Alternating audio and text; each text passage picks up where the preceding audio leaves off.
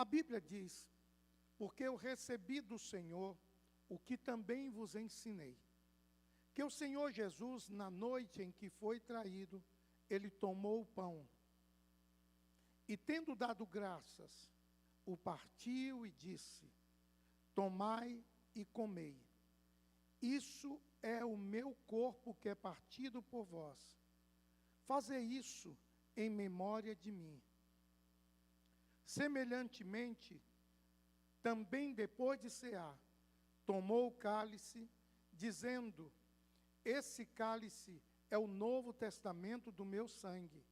Fazei isso todas as vezes que beberdes, em memória de mim.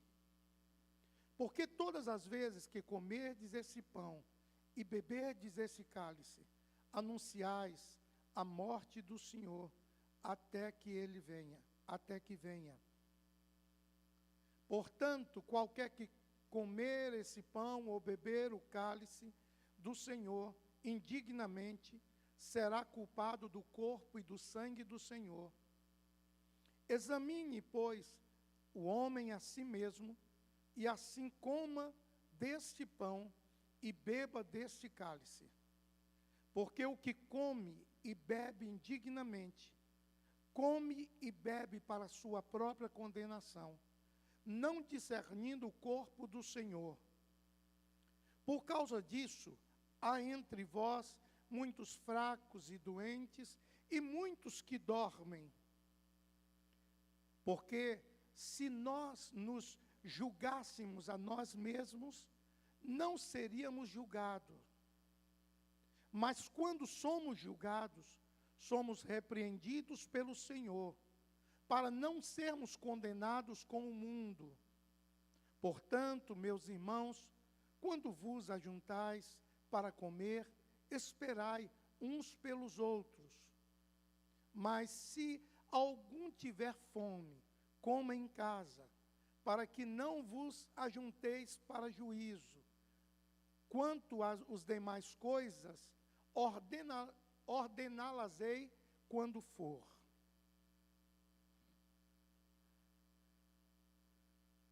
Eu quero fazer um pedido aos irmãos. Se for possível, desligue o celular. Quando você vem à casa do Senhor, você vem para ouvir uma palavra. Então, deixe o celular de lado, porque quem vai falar agora o seu coração é Deus, e Ele não vai ligar para você. Então, qualquer outra ligação se resolve depois. Então, deixe o celular de lado. Agora você veio aqui para ouvir Deus. Então vamos colocar isso diante de nós. Meus irmãos, a ceia do Senhor é um memorial. A ceia do Senhor é uma lembrança. O seu significado, o seu simbolismo, a sua lembrança faz com que todos nós repensemos a vida cristã. A ceia do Senhor, ela não é um sacramento, mas ela é um memorial que nos leva a um exame a respeito da vida que nós levamos diante do Senhor. Ela nos leva a refletir aquilo que nós estamos fazendo no dia a dia, para vivermos diante da mesa do Senhor. Essa ordenança não foi instituída sem propósito. Se é uma ordenança de Jesus, então Ele deseja nos ensinar algo muito sério. O apóstolo Paulo, na sua primeira carta aos Coríntios, tratou de uma maneira muito objetiva sobre a ceia. E à luz desse texto, eu queria tirar algumas lições para a nossa vida. Porque esse texto, sempre nós lemos na hora da ceia. Mas eu separei aqui algumas lições que nós precisamos pensar. A primeira lição, quando nós participamos da ceia, nós devemos olhar para trás, para a cruz de Cristo. Em 1 Coríntios, capítulo 11, versículo 26, 11, 26, diz assim: porque todas as vezes que comerdes esse pão e beberdes este cálice, anunciais a morte do Senhor até que Ele venha.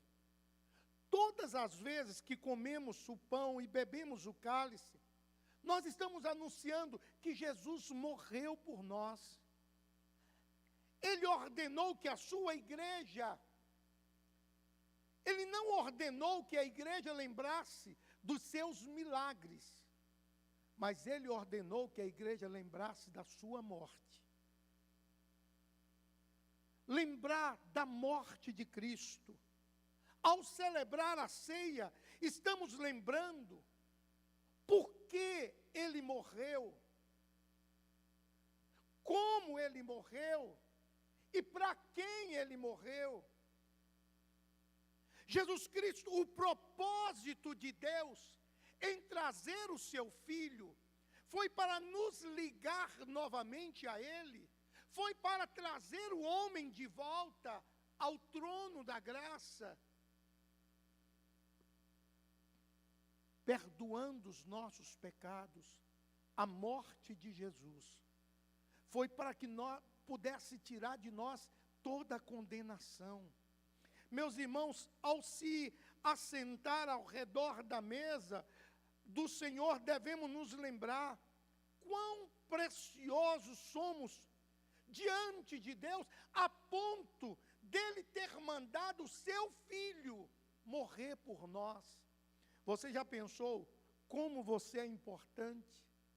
Deus mandou o seu único Filho por sua causa.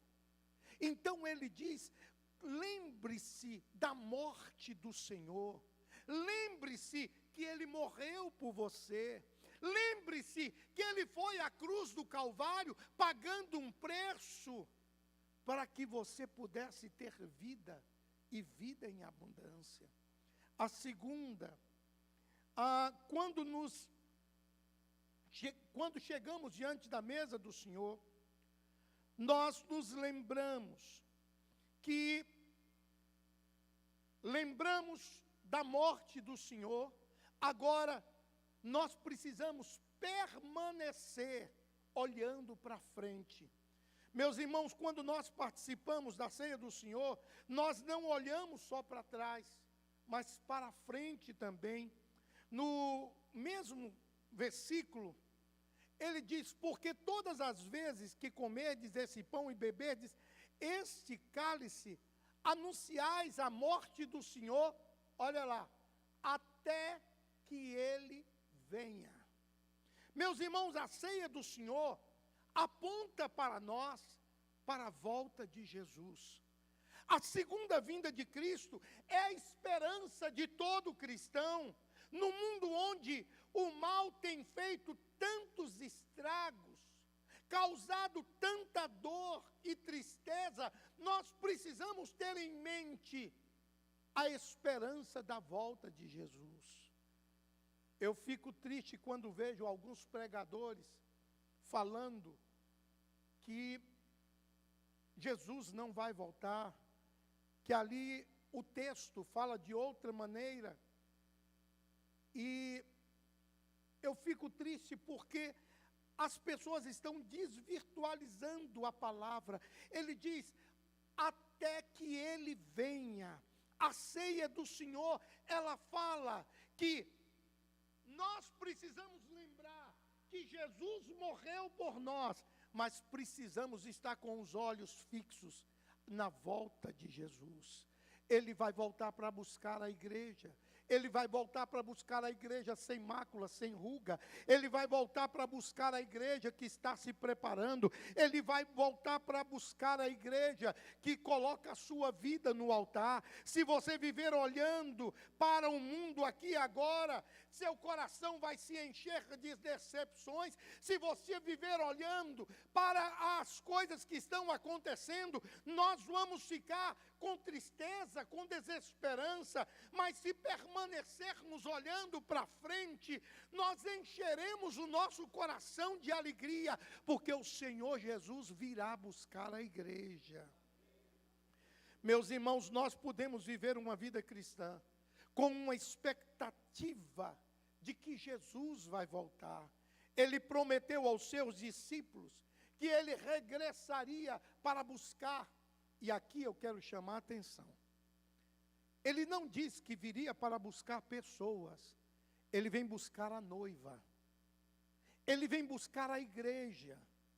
Por isso que quando um irmão diz para mim, pastor, eu resolvi ser um crente em casa, não vou estar em lugar nenhum.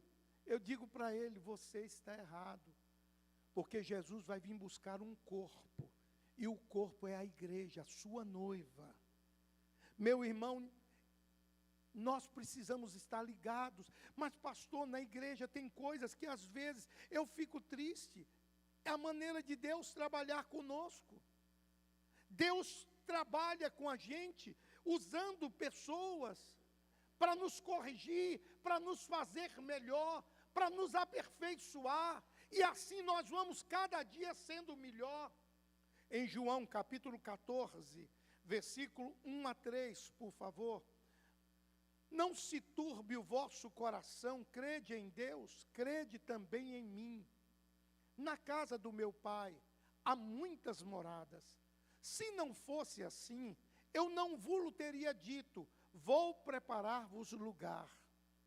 E quando eu for e vos preparar lugar, virei outra vez e vos levarei para mim mesmo, para que onde eu estiver, estejais vós também. Esta é a palavra do Senhor. Eu vou preparar lugar para levar a minha igreja. Eu vou preparar lugar para que você possa estar junto comigo. Em Atos capítulo 1, versículo 10 e versículo 11, olha o que diz esse texto. E estando com os olhos fitos no céu, enquanto ele subia, eis que junto dele se puseram 2 homens vestidos de branco, os quais lhe disseram, homens galileus, por que estáis olhando para o céu? Esse Jesus, que dentre vós foi recebido em cima no céu, há de vir, assim para o céu o vistes ir, assim como para o céu os vistes ir. Meus irmãos, nós não podemos perder esta esperança. Quando eu tinha LP, quem produzia os nossos LPs era uma gravadora chamada O Bom Pastor. E ela tinha uma frase que ela colocava em todos os LPs e todos os discos. Viva o dia de hoje como se Jesus viesse amanhã. Viva o dia de hoje preparado como se Jesus viesse amanhã. Meus irmãos, por isso, não podemos perder a esperança da volta de Jesus em nosso coração, até que se cumpra a promessa dele de vir buscar a sua igreja. Há muitas pessoas que perderam a expectativa do céu, porque só pensam em coisas terrenas, só pensam em coisas que ficam aqui na terra. Nós precisamos pensar em coisas eternas. Entenda uma coisa, nossa prioridade deve ser o céu, porque no céu, a nossa vida é prioridade de Deus. Nós precisamos colocar Deus como prioridade, porque para Deus nós somos prioridade. Meus irmãos, nós desta forma, nós precisamos viver a nossa vida aqui na terra com os olhos dos céus. Jesus vai voltar. Jesus vai voltar. Esse é o brado da mesa do Senhor. Sua vinda é certa. sua vinda é breve, sua vinda é física, sua vinda é visível, sua vinda é audível, sua vinda é poderosa, sua vinda é gloriosa, sua vinda é vitoriosa. Ele virá para nos levar para viver com Ele no céu. Essa semana eu vi uma entrevista de um pastor que já abençoou muito a igreja do Senhor. E de um tempo para cá, ele tem falado coisas meia estranhas. E ele disse, essa história da vinda de Jesus foi algo que os cristãos inventaram para prender o povo na igreja.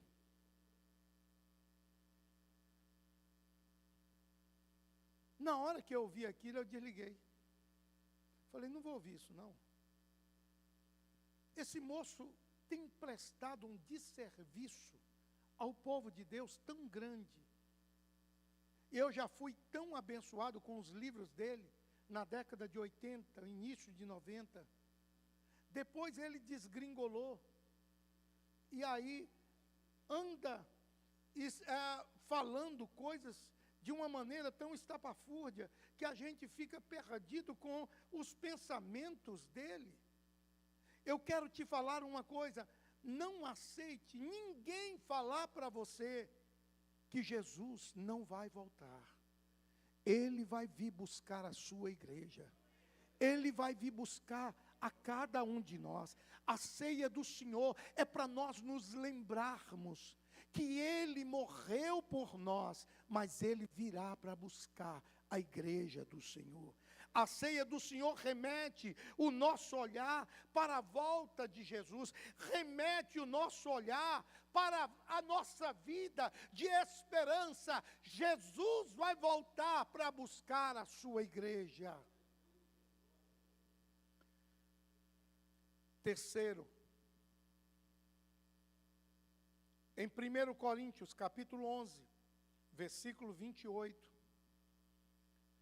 a Bíblia fala, examine sua vida. Eu quero chamar a sua atenção aqui. Examine a sua vida olhando para dentro. Não é olhando para o lado, é olhando para dentro. Quando você celebra a ceia do Senhor, não somente devemos olhar para trás, nem olhar para frente também, mas devemos também olhar para dentro. Olha o que diz, examine, pois, o homem a si mesmo, e assim coma desse pão e beba desse cálice. É interessante que Paulo não pede nesse verso que nós olhemos para o nosso irmão, mas ele diz, examine, pois, o homem a si mesmo. Nós não podemos nos assentar na mesa do Senhor sem critérios, sem autoanálise, sem investigar o coração. Devemos examinar a nós mesmos. Meus irmãos, devemos ser juízes de nós mesmos. Devemos rastrear toda a nossa alma e tirar de dentro de nós aquilo que entristece o Senhor. Por isso que Paulo diz, examine, pois, o homem a si mesmo. Meus irmãos, não fuja desse momento particular. Esse é um momento meu e Deus, você e Deus. Você não deve fugir da ceia, porque encontrou nesse momento um erro. Não. Encontrou um erro. O sangue de Jesus Cristo nos purifica de todo pecado. Ele diz, examine, pois, o homem a si mesmo. Encontrou erros, encontrou pecado, peça perdão. Encontrou erro, faça um conserto com Deus. Encontrou alguma situação não adequada, peça perdão ao Senhor. Esse exame não é para você deixar de tomar a ceia, não. Esse exame é para você zerar os erros. É para nós limparmos dentro de nós. Ele diz, examine olhe para dentro. Se você encontrar algo, restaure a sua comunhão. A ceia é um tempo de cura. A ceia é um tempo de reconciliação com Deus. A ceia é um momento em que nós devemos aguçar os nossos sentidos de nossa alma para examinar a nossa vida para a volta de Deus. Na ceia, devemos correr do pecado para Deus e não de Deus para o pecado. A ceia, nós devemos correr do pecado e correr para os braços do Senhor. Mas tem pessoas que quando encontram um pecado no exame, correm de Deus por causa do pecado. Não é isso que o texto está dizendo. Ele diz, examine e coma.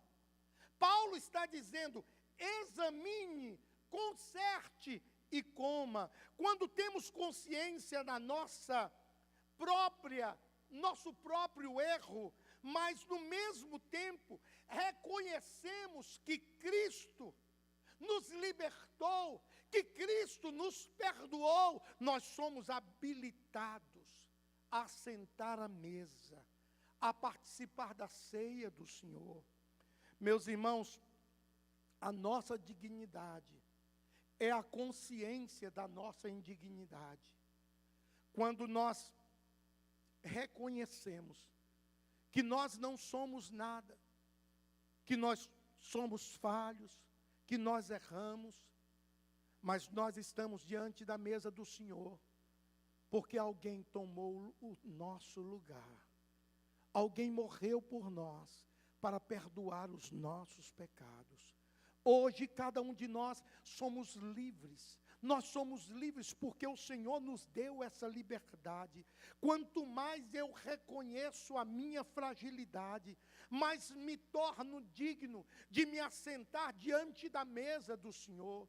É hora de nós não deixarmos nenhum pecado escondido debaixo do tapete. É hora de termos coragem de enfrentar a nós mesmos. Por isso ele diz, examine, pois, o homem a si mesmo.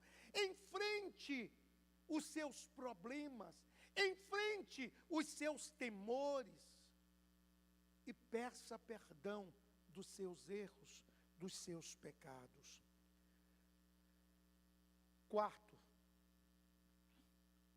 quando você celebrar a ceia, você olha para trás para se lembrar da morte de Jesus, para a cruz. Você olha para frente, para a segunda vinda do Senhor. Você olha para dentro, fazendo um autoexame, mas você também olha para o lado. Paulo diz no versículo 33, assim, pois, irmãos meus, quando vos reunis para comer, esperai uns pelos outros. Eu vou explicar esse texto, porque muitos irmãos leem e não entendem. Paulo estava orientando os crentes que esperassem uns pelos outros para uma comunhão verdadeira. Na igreja de Corinto era costume os crentes trazerem, como nós aqui, trazerem comida para no dia da ceia todos comerem juntos. Só que quem chegava primeiro, que tinha um apetite aguçado, comia para valer. E às vezes, quando os outros que precisavam chegavam, já não tinha mais nada, e eles passavam dificuldade. Isso não é o nosso caso, que sobra até para o segundo tempo. Nós aqui temos de sobra, graças a Deus. Mas Paulo estava dizendo aqui, o princípio nos ensina que quando você se reunir para a ceia, olhe ao seu redor, olhe para o seu irmão que está perto de você, dê valor ao irmão que está perto de você, valorize o trabalho que ele está fazendo para a obra do Senhor. Por isso que eu sempre estou aqui agradecendo a Deus pelo trabalho de cada irmão, de cada ministério, porque vocês não sabem como cada um de vocês é importante para a noiva de Cristo, para a igreja do Senhor. A recompensa vem do Senhor. A igreja é uma família entre homens, mulheres, pobres, ricos, grandes, pequenos, líderes e liderados. Todos nós, diante do Senhor, nós somos iguais. Na igreja não deve existir acepção de pessoas. Todos nós devemos estar juntos. Todos nós devemos estar em comunhão uns com os outros. Todos nós devemos entender que existe um perdão, existe uma aceitação. Pastor, eu tenho um temperamento difícil, mas a Bíblia diz que eu tenho que amar. Pastor, ninguém da minha família me entende, mas a igreja precisa entender e amar, porque nós somos o corpo de Cristo. Meus irmãos, tem tantas pessoas precisando ser acolhidos dentro da igreja. Tem tantas pessoas que são rejeitados no trabalho, rejeitados na família, rejeitados em tantos lugares. E da igreja do Senhor ele precisa estar acolhido, precisa se sentir amado, precisa se sentir cuidado pelo Senhor. A celebração, o que quebra a comunhão na igreja é o pecado. O que enfraquece a igreja é o pecado. O que traz doença para a igreja é o pecado. O que cansa a igreja é o pecado. A atitude dos crentes de Corinto na celebração da ceia, de não esperar uns pelos outros, geravam uma insatisfação muito grande. E aí Paulo escreve: espere uns pelos outros. Meus irmãos, o que Paulo deseja que a igreja entenda sobre a ceia é que é um momento de um encontro da igreja com Deus. É um momento de encontro nosso com o Senhor. Precisamos voltar os nossos olhos para trás e saber que Jesus deu a vida por mim e por você. Devemos voltar os nossos olhos para frente. Ele diz: eu vou preparar lugar para que onde eu esteja, você possa estar também. Devemos voltar os nossos olhos para dentro de nós, para um exame, dizendo: Deus, purifica-me, purifica-me de todo pecado. Deus, purifica-me de todo mal. Deus, eu não quero ter reserva no coração contra nenhum irmão. Deus, eu não posso ter reserva no coração contra nada dentro da igreja. Deus, eu quero viver uma vida no teu altar, de princípio de obediência, não princípio de rebeldia. Às vezes a gente dá uma orientação e as pessoas não entendem por que orientação. Por exemplo, quando eu digo não pegue no celular, é para que ele tire a sua atenção da palavra que está sendo ministrada. Ele leva você para outros pensamentos lá fora e você não recebe o que Deus quer falar com você. Então, nós precisamos examinar o nosso coração, examinar a nossa vida. Se há algum bloqueio, tira em nome de Jesus. Irmãos, nós somos um corpo, nós somos uma igreja, nós somos o corpo de Cristo. E esse corpo de Cristo Deus quer usar permanentemente na terra, para mudar histórias, para mudar famílias, para mudar situações. Deus quer usar você, Deus quer usar a tua boca, Deus quer usar a tua vida, Deus quer te usar de uma maneira grandiosa. A dificuldade que Deus está tendo é que as pessoas estão com um olhar tão disperso, que Ele não está dando tempo para Deus. ele não está parando para fazer um exame interno da sua vida. O texto diz: por isso que há entre vós muitos fracos e doentes, e muitos que já dormem no Senhor. Meus irmãos, quando nós nos exames, olha lá, por causa disso há entre vós muitos fracos e doentes, e muitos que dormem. Coloca o outro versículo, 31. Porque se nós nos julgássemos a nós mesmos, não seríamos julgados. Se nós fizéssemos o exame, nós consertaríamos a nossa vida. Se nós pudesse, cada um de nós, limpar as nossas mãos, quem é que vai chegar diante do Senhor? Aquele que tem o coração limpo, aquele que tem o coração puro e as mãos limpas, aquele que chega diante do altar dizendo: eu preciso do Senhor, eu preciso do perdão de Deus, eu preciso da graça, da glória do Senhor, eu preciso da manifestação, da unção de Deus sobre a minha vida. Meus irmãos, a igreja está na terra para fazer diferença. Meus irmãos, aonde tem uma igreja, a criminalidade diminui.